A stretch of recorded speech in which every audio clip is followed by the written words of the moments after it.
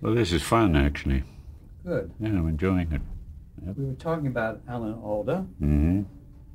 Let's talk about Loretta Swit. Okay. What was she like? Oh, Retta's a dear person. I love her very much.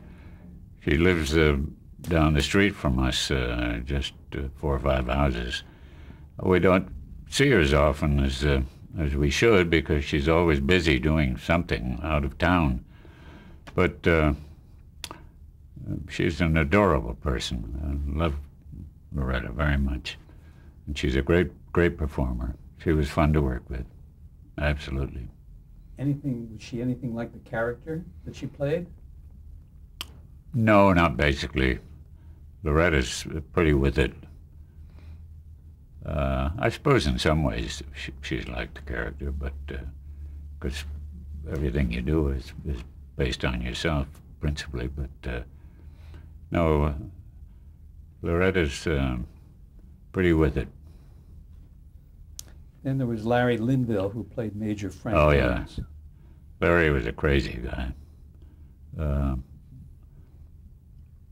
we had a lot of fun with him. For some reason, I don't know, he got disaffected with doing MASH. I don't think any of us ever understood why, and left the show. But he was just wonderful. He was such a... Well, I think he was the most off character in the whole series. You know, really wild in a lot of respects and very funny, very, very funny. Wonderful guy, Larry. Then there was William Christopher. Oh, Bill Christopher. Who played Father Francis Father Mulcahy. Well, I think Bill is Father Mulcahy. They couldn't have found anybody more appropriate for that part. He's a wonderful person, very committed to a lot of causes, and I don't think I ever met anybody in my life more honest or more sincere than Bill. Dear, dear person. Which is what he did on the show, too. Yeah, absolutely. Yeah, as I say, they couldn't have found anybody better to express what that character meant and was supposed to be indicative of. Just absolutely perfect. What about Mike Farrell, who played Captain Honeycutt? Well, Mike Farrell is one of the great people. He's a great humanist. He's one of the finest people I know. He's dedicated to all kinds of humanity causes. He's, as I say, one of the best people I've ever met in my life. Fine, fine person. What was he like on the show, working with him? I mean, your relationship, your character to his. Well, Mike didn't play a guy who was all that... Well, he was sympathetic to me, I suppose, but he was more straight than he is in person. I thought he was wonderful in the show, but there wasn't too much badinage between Mike and me, but off stage there was, but in the characters. Although I don't know that I had more with Jamie, I think, and Loretta probably than Alan and Mike. I think in terms of how the questions are put here, Mm-hmm. Harry, that I might have overlooked something. I just want to make sure. I don't think so, but well, if you say so. I'm asked here for you to describe their character's relation to Hawkeye. So Hawkeye, played by Alan Alda. Yeah. What was Loretta Swit's relationship with that character? With Hawkeye? Mm-hmm. Well, that's kind of hard to assess, really. You know, she was a femme fatale, and not to begin with. She was more. she later became Hot Lips. She was more straight to begin with, and then I think Loretta got tired of playing that and made Hot Lips more sexy and more attractive, probably in thinking in terms of her career from then on. And so she did. She became much more attractive, much more of a woman than I think was originally intended for Hot Lips. Hot Lips was originally intended to be pretty stiff and pretty straight, and there was some of that between Hot Lips and everybody, you know, because she was second in command, and you know, tried to carry her weight as a performance. What was her relationship to Colonel Potter, to your character? Well, I think we got along pretty well. Yeah. I think she liked Colonel Potter, and I certainly liked. Well, you know, Hot Lips as a major was kind of difficult to deal with sometimes for the colonel. You know, he kind of had to put his thumb on her once in a while, not literally, but I think that over the process of the show that softened so that Colonel Potter and Major Hot Lips became much more friendly, as she did, I think, with the whole crew. But that's probably due to the association with all the actors, not so much the script. Let's talk about Major Frank Burns, Larry Linville, Larry. and his relationship to Colonel Potter. Well, he was a kind of a pain in the neck, so to speak, you know. And I think Larry was kind of a flibberty-gibbet. You know, he was always bouncing all over the place, and really wasn't a good command officer. So that he and Potter didn't have all that good. He didn't have a good relationship with anybody, and that was, I think, at the core of the role. What about Colonel Potter's relationship with Father Mulcahy? Oh, Bill Christopher. Yeah, he and Father Mulcahy were, I think, great friends and respected one another. And I Potter counted on Mulcahy for a lot of advice, you know. And they had a great many quite serious talks together. There wasn't much comedy once in a while. I remember one time we were playing basketball, and there was a tie ball, and the referee was about to toss the ball up between us, and Father Mulcahy said, "Colonel, you're standing on my foot." And I said, "It's just a game, Father." So we had a lot of humor between us, but you know, I think the Colonel respected Father as what he was, you know, a priest and a spiritual advisor and so on.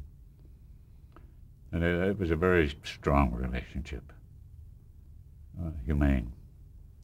And the characters were very well written and developed. Bill? Most of the characters were developed so well. Well, I think after a while, I don't know, it's as though they knew who was playing these characters before they were even cast, because the characters fitted the people who were playing them so beautifully. Just absolutely wonderful. Let's talk for a moment about Mike Farrell's character of Captain Honeycutt, his relationship with Potter. Well, I think that was on an up-and-up basis. You know, there wasn't terribly much humor displayed between Mike and me, although to some extent, but you know, he was an upstanding Army officer and almost a noble in a sense. And David Ogden Stiers, who played Major Winchester. Well, What was his relationship with Colonel Potter? well, that was sort of a, you know, we had a wonderful relationship, but it was tragic comedy in a sense, you know. We were always getting into battles with one another. He was always overstepping his bounds and getting trounced on. Were the two characters competitive? No, I don't think so, because that wasn't their position, you know. I suppose in a sense, yeah, yeah. He was wonderful in that part, David. Wonderful actor. And a great person, wonderful musician. Tell me about Gary Berghoff and his relationship. He played Radar. Yeah. Well, Radar was like my son. You know, I was like a father to him, and I think he sort of regarded me as a father in a sense. Oh no, we had a terrific relation, but it was like a father and son. He was like a little boy in a sense, kid. So he came to you for advice sometimes? Yeah, sometimes. Mm-hmm. And I came to him for advice sometimes. Yeah. But I would say that was kind of the basis of the relationship, father-son. How important was this relationship, would you say, to the series as a whole? With the Radar? Yeah, your relationship with him. Oh, I think very important. Yeah, Radar was sort of the child among us, and yet, with the wisdom, as they say, beyond his years. And I think he was a very important influence on the show, because he did have a wisdom that belied his age. When he left the show, how did that affect the series? I think it affected it a lot, yeah.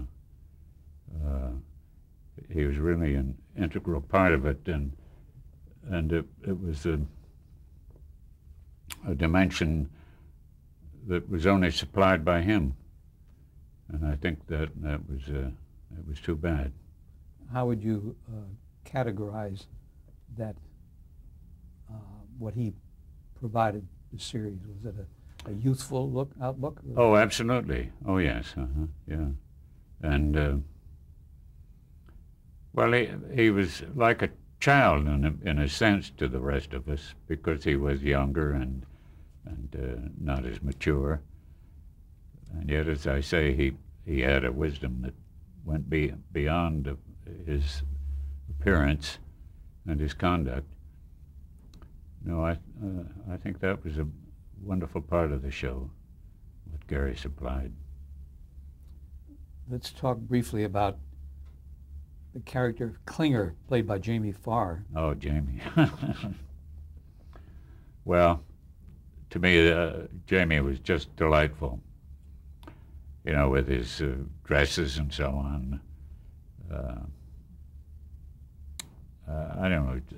That was really the basic, not the basic, but the primary comic element in the show, and Jamie certainly supplied an abundance of it. And yet he had his serious side too. I thought it was a wonderful characterization. How would you compare his character to that of Radar, and your contact with each of them? Well, I think Radar was more of a like a son to me, and Jamie was, I don't know if you'd call it a contemporary, but obviously an older person. And I think I looked at him with a lot of amusement, got a big kick out of him. What was Larry Gelbart's contribution to the MASH series? Well, the writing, of course, and I suppose the casting. Oh, I imagine Gene did a lot of that. But he was always around. If if something didn't work right, Larry was there to fix it. Boom, like that. really a genius, very superior intellect and comedy writer. I don't think anybody's better. Wonderful man. And it was fresh and original comedy, too. Yeah, right, Hadn't absolutely. really been done before. Absolutely, yeah. Getting back to Gary Berghoff and Jamie Farr, Mm-hmm. what was the work attitude? I mean, what was it like working with each of them? You mean individually? Yes. Oh, there wasn't much difference. No, you didn't work with them individually. You know, we all worked together. No, there wasn't much difference. There wasn't much difference in the approach to any of the characters. It was all pretty much the same.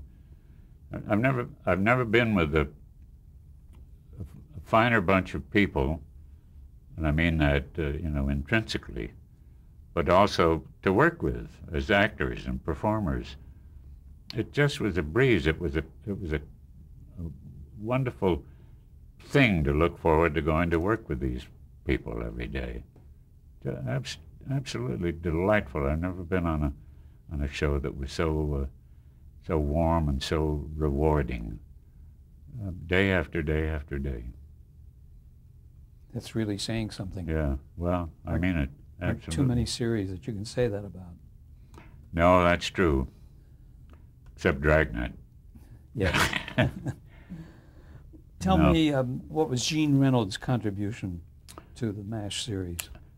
I think everything. You know, I think he and Gelbart shaped it to begin with, and Gene cast it, and he directed many of the episodes. I would say maybe even more than Gelbart. Oh, I don't know. It's maybe not a good distinction. Was he there most of the time? Good deal of the time, On yeah. the set? I would say Gene was really the heart of the driving impetus of the show, and the former of the show, and the shaper of the show, and really responsible for the attitudes and the performances and the way it came about and the way it went along. Very responsible. Wonderful man. Wonderful. And for maintaining that quality, too. Absolutely. And there isn't a sweeter person in the world. He was just a delight to work with. Absolutely. How about Burt Metcalf, who was the producer? You worked with him. He had been an actor, hadn't he? Yeah, Burt had been. Mm-hmm. Yeah, Burt was wonderful. Yeah, he was.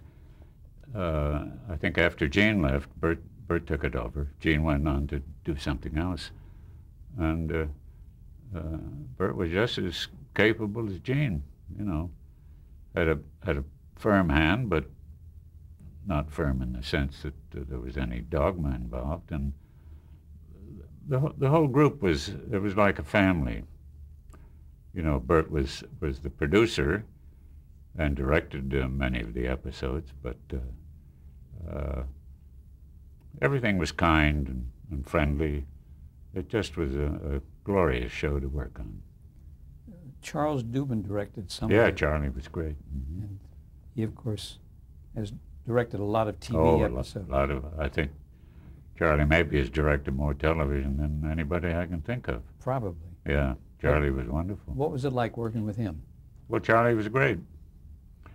I think Charlie had been an actor, but he knew all the nuances and was very easy to work with, very warm and funny, and we had a great time working with Charlie. Did you have to do many takes? Oh, no, hardly any. Everything was mostly one take, I think. It was pretty freewheeling, you know. Because here you had no teleprompter like you had No, right. on Dragnet, so you Oh, had to no. learn Oh, sure. every script every week. Oh, sure. Well, but you had the interplay, you know. Yeah. Oh no, you couldn't do that with prompters. I think that was part of the charm of the show. The various contacts we had one to another. You know, the different relationships. How you looked at Loretta different from Gary or Mike or Alan or Larry.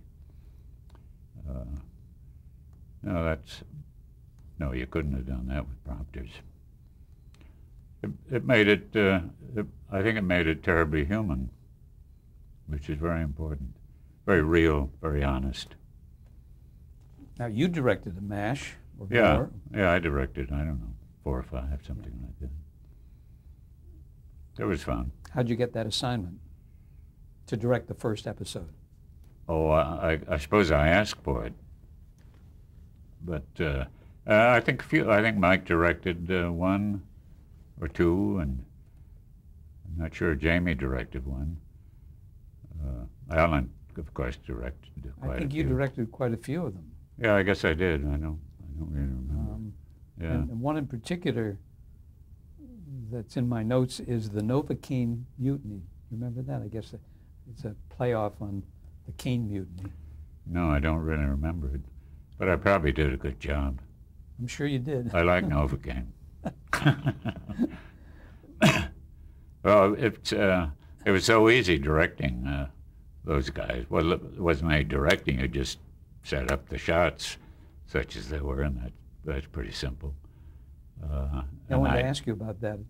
What your interplay was as a director, stepping out of the actors category and now telling them what you wanted them to do. It really wasn't any different, because we used to throw advice back and forth even when we were just acting together. No, it wasn't any different. You know, I didn't make any terrible demands on anybody that they hadn't met before with other directors, so, you know, the whole thing was pretty cut and dried. I mean, we weren't changing performances, and the setups were pretty much what they had always been. So it was just a matter of saying, roll them and cut and print it.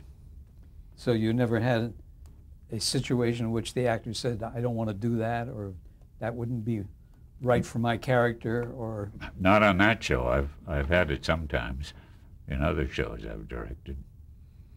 But no, never. Well, first of all, you didn't ask them to do anything, you know, that they hadn't already done before. You know, it really wasn't, you couldn't call it directing. I mean, you just picked the shots and so on. Unless you know, it involved sometimes a new character coming in, but that wasn't very often. But did you feel free to comment on a particular performance in a scene, that you would do the scene over again? Oh, I suppose sometimes, but maybe that would be because of a mistake, or I don't think I ever corrected anybody's acting. I mean, I wouldn't dare do that. I wouldn't feel qualified or in a position to do that and get away with my skin. What about with the guest stars on the show? A one-time only performance? Well, then you would, but I don't remember too many guest stars that we had. But I suppose then, of course, you'd have to direct them to some extent. But it was an easy, very easy show to direct. You know, it didn't involve, you didn't need John Ford. Were you forced to balance the comedy and the dramatic elements in a way that didn't interfere with the stamp of the show, what the audience was expecting? No, I don't recall that, Henry. I think that's sort of basic in the way the script played out. So But if there were dramatic moments, of course you played them for what they were worth. And there were a lot in MASH, you know, a lot of dramatic moments, crises and so on. How did the comedy come through? Well, that was easy.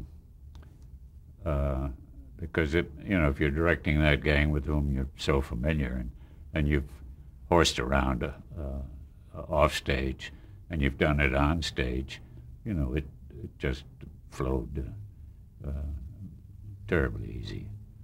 Yeah. You mentioned the tone of the set, that you all were having a good time. Absolutely. Did that continue? Oh, absolutely. Never slacked off. No, I think that was an integral part of why the show was such a success. Everybody really was fond of everybody else, and I think that was communicated. And it was so effortless to do all this stuff, you know. It didn't require any tough thinking to do this stuff. It was like falling off a log. Especially, I don't even remember at the beginning that it was difficult. It fell into line almost immediately. Of course, they had done it for 3 years before I came on. You were known for keeping the humor up behind the scenes. Well, did you feel a responsibility? No, that's just my nature, I guess. I like to kid around. But I'm not alone in that. You know, Jamie is a great farceur, and Alan is funny, and Mike is funny, and Loretta likes her humor, and Larry. No, we just did a lot of joking around. No, it was really wonderful to work on that show. It was such a happy experience. There were some episodes that involved around a practical joke.